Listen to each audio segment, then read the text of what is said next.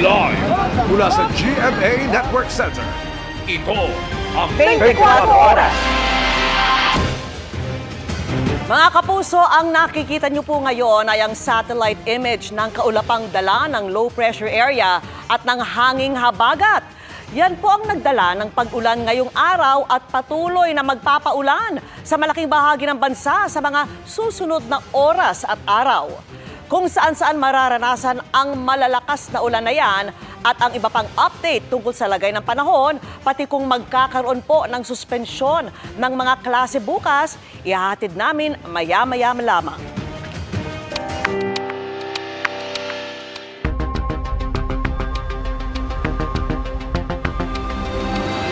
Magandang gabi po, Luzon, Visayas at Mindanao.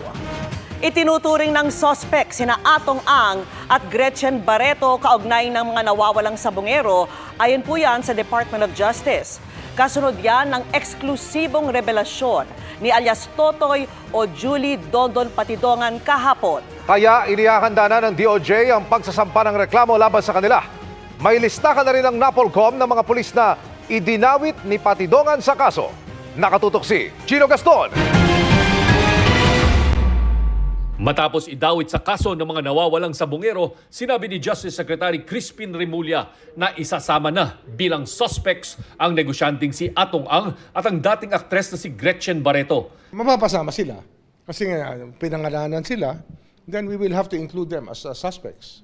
Nang tanungin kung kailan masasampahan ng kaso ang dalawa, sabi ni Remulla, sooner than later. It will happen. I-evaluate yan ng fiscals, ang ating group of fiscals who will be assigned to evaluate all the evidence so that we will know what cases to file properly.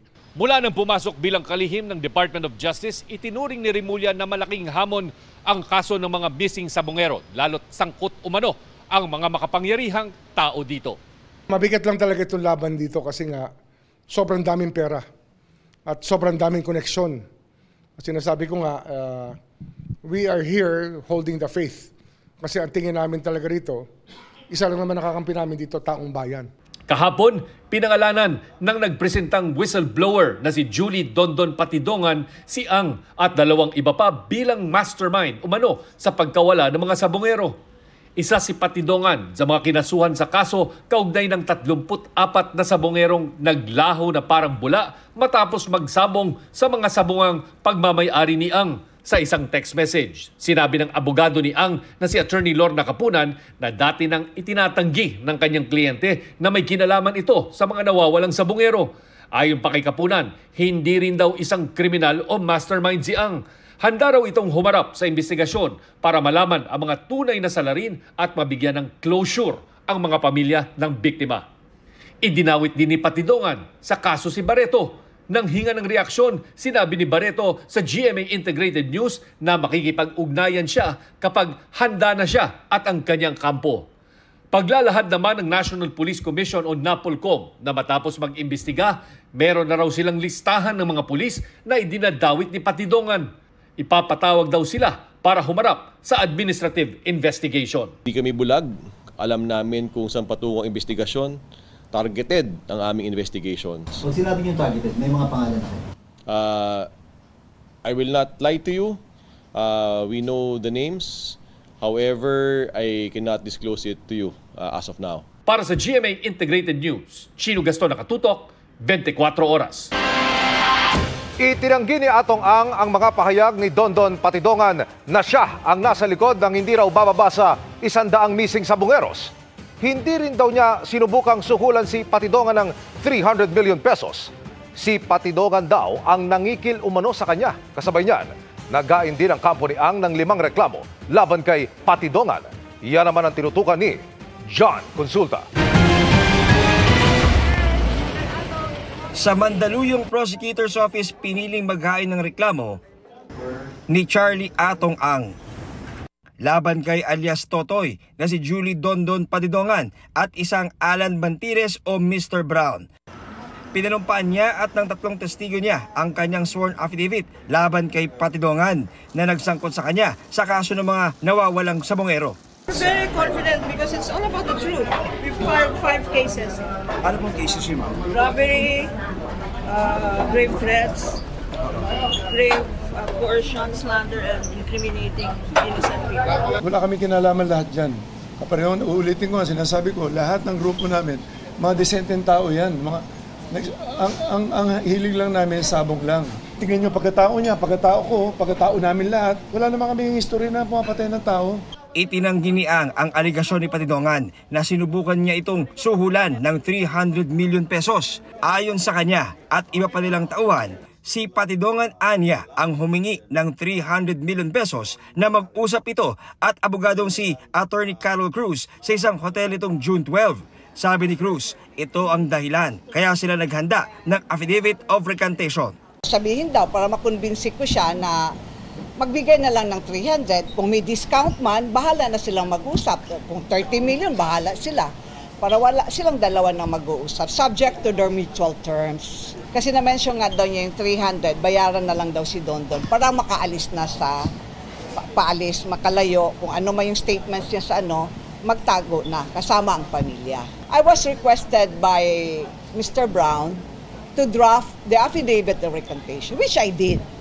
And pinadala ko sa kanya on June 21. Ayon kay Ang, nanghingi ito kahit nagbigay na siya ng 12 million pesos na campaign fund para sa mayoral race ni Patidongan nung eleksyon. Ang punot dulo talaga nito, pera. Linihingan ako ng 300 million para ibigay daw, para wag daw ko idamay doon sa kaso nila. Kasi sila ang may kaso, hindi naman ako eh. Sinabi sa akin ni Brown, para maayos daw yan, bigyan ko ng 300 million. Kaya namura ko, doon nagsimula. As early as February, bago siya mag-file, bago siya gumawa ng affidavit. May mga may telephone call kami dito eh. Actually, mapapatunayan ko sa inyo yan in the future.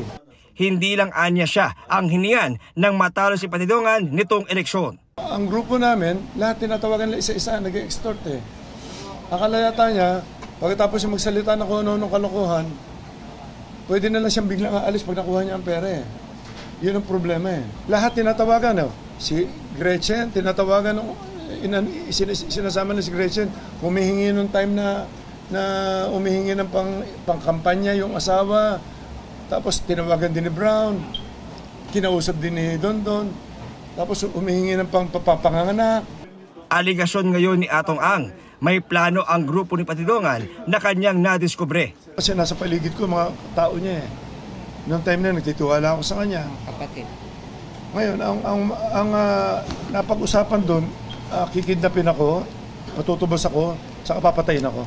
Sabi pa ng kanyang kampo, hindi kwalipikado si Patidongan na maging state witness dahil ito umano ang may pinakamabigat na participation sa kaso. Questionable rin umano ang pagkatao nito dahil sa dami umano ng mga hinaharap na kaso. Nakita pa namin sa due diligence namin na noong January 2020, merong nag-file ng information for frustrated murder. Ito, against yung whistleblower na yan, sa RTC Morong Rizal. Meron pa siyang charge for murder and multiple frustrated murder in Taytay Rizal, final noong March 2019. Nakita rin namin na noong July 2019, ang Metrobank mismo, Metropolitan Bank and Trust Company mismo ang nag-file ng isang kaso for robbery. Robbery with threat and intimidation, physical injuries, and grave threats. So tingnan natin, credible ba itong whistleblower na to? Nandito pa kami para ilabas ang katotohanan because baka mag-follow ng false leads ang SOJ. Wala na namang mangyayari sa kasong ito. Mensahe ni Atong Ang sa pamilya ng mga nawawalang sabongeros. Malalaman nyo rin na totoo. Siguro sa pag-iimbesti niya, may lalabas na totoo dyan. Wala kami kinalaman lahat dyan. Kapareho, uulitin ko, sinasabi ko, lahat ng grupo namin, mga desenteng tao yan. Ang hilig lang namin, sabong lang. At mensahe naman niya kay Dondon Patidongan. Mag-isip ka doon. Kung ano man ang mga, huwag ka na magsinungaling. Tinuri kita parang anak ko eh. Hindi ko alam na ganyan kakasama. Pati ako, papatayin mo pa, kikidnapin mo pa ako. Ano mga nadadamay? Yun lang, ganun lang kasimple. Kailangan ko ng proteksyon ng sarili ko na. Tsaka ang grupo namin kawawa na kami masyado. Sinusubukan pa na makuha ng GMA News ang pahayag ni Bantiles na kapwa akusado ni Patidongan. Para sa GMA Integrated News, John Consulta, nakatutok 24 oras.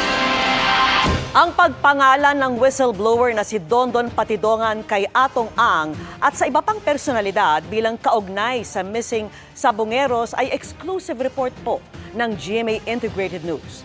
Sa kanyang press conference, pinuna ni Ang pagbabalita ng GMA kaugnay nito. Well, hindi ako pareho ng Channel 7 na hindi binabalanse lahat. Ang gusto ko lang balansehin niyo muna bago kayo maglabas. Ako, pakinggan niyo lang side ko. Araw-araw nilalabas natin si Dondon, series pa. Patuloy na. Late ako nagsalita ngayon. I'm sure hindi ako i-cover ng Channel 7 siguro ngayon. Pero kahapon lang po lumabas ang ulat ng GMA Integrated News kaugnay ng pagpangalan ni Patidongan kay Ang. Bago ang report, nag-anunsyo ang kampo ni Ang na sasampahan niya ng reklamo si Patidongan. Iniulat po namin ito. Agad ding kinuha ng GMA Integrated News ang pahayag ng kanyang kampo sa pamamagitan ng kanyang abogado. Pero pagkatapos na ng 24 oras nila ito ipinadala. Agad namin itong ipinalabas sa mga sumunod naming newscast at sa iba't ibang plataforma ng GMA Integrated News. Samantala, nanindigan si Julie Dondon Patidongan na hindi niya hiningan si Atong Ang ng 300 million pesos kapalit ng pagbawi niya ng pahayag laban sa dating amo. Ani Patidongan, hindi siya ang lumapit kundi siya ang nilapitan ng kampo ni Ang para papirmahin ng affidavit of recantation o pagbawi sa kanyang statement laban sa dati niyang amo kapalit ang daang-daang milyong piso. Wala rin anyang batayan ng mga kasong murder at frustrated murder na isinampa sa kanya. Ang buong detalye, kaugnay niyan, iatid namin maya-maya lamang. Sa ibang balita, tinangay ng isang lalaki ang nasa 12,000 pisong laman ng tip box sa coffee shop sa Maynila. Ang pera, ipinang-online sugal umano ng suspect. At nakatutok si Jomera Presto, exclusive. Akalain mong customer lang ang lalaking yan na nahagip sa CCTV ng isang coffee shop sa Juan Luna Street sa Binondo, Maynila nitong Martes ng gabi.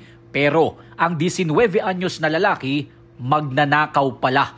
Makikita sa video na unti-unti niyang ginagalaw ang tip box na nasa counter. Umalis pa siya saglit at pagkabalik, agad niyang tinangay ang tip box. Ayon sa pulisya, pasara na ang coffee shop nang malaman ng mga empleyado na nawawala na ang kanilang tip box. Siguro mga 30 minutes saka lang nila napansin kasi ang ano nila is parang after yung duty nila, binibigay talaga sa empleyado. So napansin nila during that time, wala na yung tip box. Sa kuhang ito, makikita pa ang suspect na dali-daling lumabas ng coffee shop pero hindi na niya bit-bit ang tip box. Hindi na nahagip sa CCTV pero sabi ng pulisya, agad pumasok sa CR ang lalaki, doon niya na umano kinuha ang laman ng tip box na aabot sa 12,000 pesos at inilagay niya ito sa kanyang bag. Nakita rin sa backtracking na sumakay pa ng e-trike ang suspect. Ayon sa Maysik Police Station, tumagal lang ng ilang oras ang kanilang follow-up operation at nahuli ang lalaki sa Elcano Street. Pero hindi na nabawi ang pera mula sa suspect dahil nagamit niya na umano ito sa online gambling. Sa investigasyon ng mga pulis, lulong sa sugal ang suspect at dati na rin siyang nakulong dahil dito. Upon investigation, may mga lugar siya din na pinupuntahan dito. Pag may pera siya, doon siya tumatambay, naglalaro ng online game na yun. So parang yun yung naging drive niya para mag-commit ng ganong violation. Aminado naman ang suspect sa nagawang krimen pero itinanggi niya na 12,000 pesos ang nakuha niyang pera. Ipinambili niya raw ang pera ng gatas at diaper ng kanyang 2 anak at hindi ginamit sa sugal. Nagsisisi rin umano siya sa kanyang nagawa. Wala tawag na po ng pangangailangan Kasi sumayin po lahat yun, nasa mga 9 o 10 lang po yun, sir. Na-inquest na ang suspect at nasampahan na ng kasong theft. Para sa GMA Integrated News, Jomer Apresto, nakatutok 24 oras. Ikinagulat ng ilang taga Malay-Balay sa Bukidnon ang biglang pag-ulan ng yelo roon, habang ang ilang lugar sa Ilagang Luzon binaha dahil sa epekto ng LPA at habagat. Nakatutok si Darlene Kai. Kahapon pa nararanasan ng Cagayan ang epekto ng low pressure area. Nagpaulan kaya binaha ang ilang paaralan gaya sa Gataran at Apari. Agad na itinaas sa mga guro ang ilang gamit para hindi mabasa kung sakaling pasukin ng tubig ang mga silid-aralan. Pati ang bahagi ng corridor ng paaralang ito sa Tuguegarao City, inabot na rin ng tubig. Hinintay munang tumila ang ulan bago pa uwiin ang mga estudyante. Sa La Trinidad, Benguet na kahapon pa rin apektado ng LPA, ilang pangunahing kalsada ang binaha, kaya pahirapan ang pagdaan ng mga sasakyan. Dahil dyan, mahigit 4 na oras na stranded ang mga estudyante at empleyado. Kanina, malakas ang ulan sa South Luzon Expressway northbound na bahagi ng Mamplasan. Gayunman, tuloy-tuloy naman ang biyahe ng mga motorista. Pero sa Malay-Balay City, Bukidnon, ikinagulat ng mga residente ang biglang pag-ulan ng yelo. Tingnan namin kay ang atop na mo kay kapiti-piti bitaw mo to nilili din sa gawas. Tapos pagtara na mo sa gawas is nagulan na rin yung ice, sir. Wala namang nasaktan sa pangyayari. Ayon sa Pag-asa, ang pag-ulan ng yelo sa Malay-Balay ay dulot ng thunderstorm na dala ng habagat. Payo nila sa publiko, mas mainam na manatili sa loob ng bahay o sumilong kapag nangyayari ito.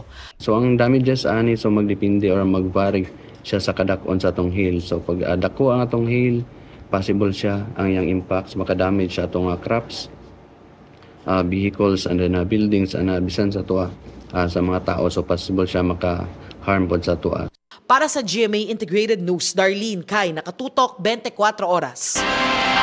Tuloy ang rehabilitasyon ng EDSA at odd-even scheme doon, pero sa susunod na taon na. Ayon po sa Public Works Department, may tinitignan silang teknolohiya na hindi lang mabilis kundi mas mura. Nakatutok si Joseph Morong, exclusive. Tapos na ang isang buwang palugit ni Pangulong Bongbong Marcos para pag-aralang muli ang rehabilitasyon ng EDSA. June 1 nang suspindihin ito dahil ayon sa Pangulo, matagal at sagabal sa publiko ang 2 taong tansya batay sa unang plano. Baka aniya may mga bagong teknolohiya para mapabilis yan. Pero tuloy pa rin ang rehab ayon kay Department of Public Works and Highway Secretary Manuel Bonoan. Hindi na nga lamang ngayong taon dahil inabutan na ng tag-ulan na inaasang masusundan ng Christmas rush sa bare months. Early next year, if we have this space early next year, then we can start. Some of the sections na hindi most traveled, no?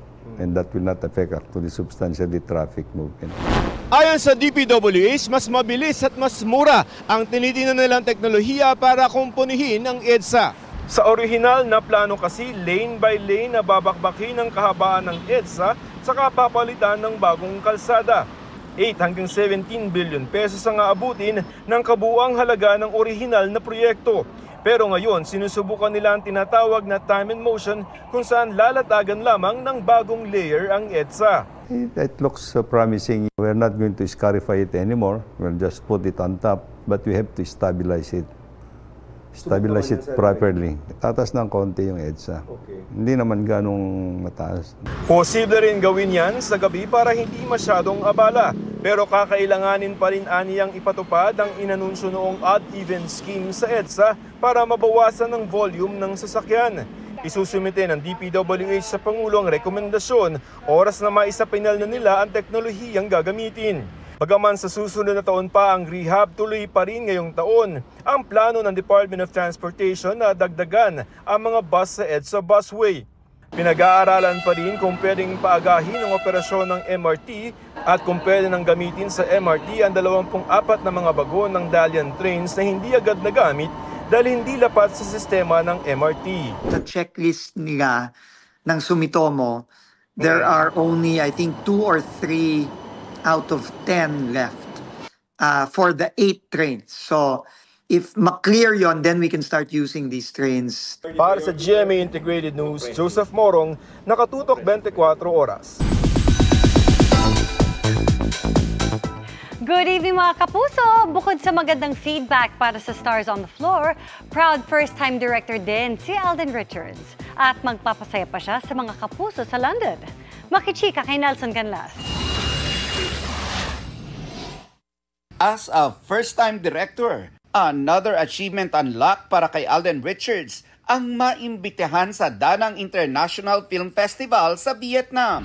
Umuwi lang si Alden para mag-taping at biyaheng London naman siya bukas ng umaga para magpasaya ng mga kababayan natin doon. Kasama sina Julian San Jose at River Cruz na bumiyahe na kanina.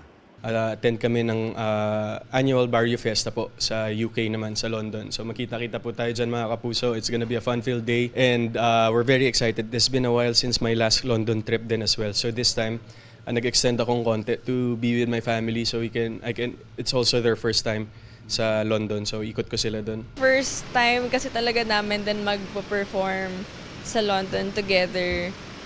So we're just very, very happy and excited to be with our kababayans. Siyempre, bibigyan namin sila ng magandang show. I-expect nila ang all-out performance na gagawin ng Juliver. Aabangan din nila si Mr. Alden Richards. So, napakasaya nitong Barrio Fiesta. Sobrang ipinagmamalaki daw ni Alden ang reality competition na Stars on the Floor. Natutuwa ang Asia's multimedia star dahil nakikita raw ng mga kapuso ang pinaghihirapan ng mga celebrity at digital stars pagdating sa pagsasayaw.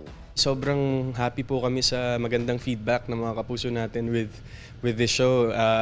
Kitang-kita lang how our hard work, passion, and enjoyment shows sa content ng show. And tuloy-tuloy lang po, marami kaming hinanda para sa inyo. Every Saturday yan, 7:15 sa GMA.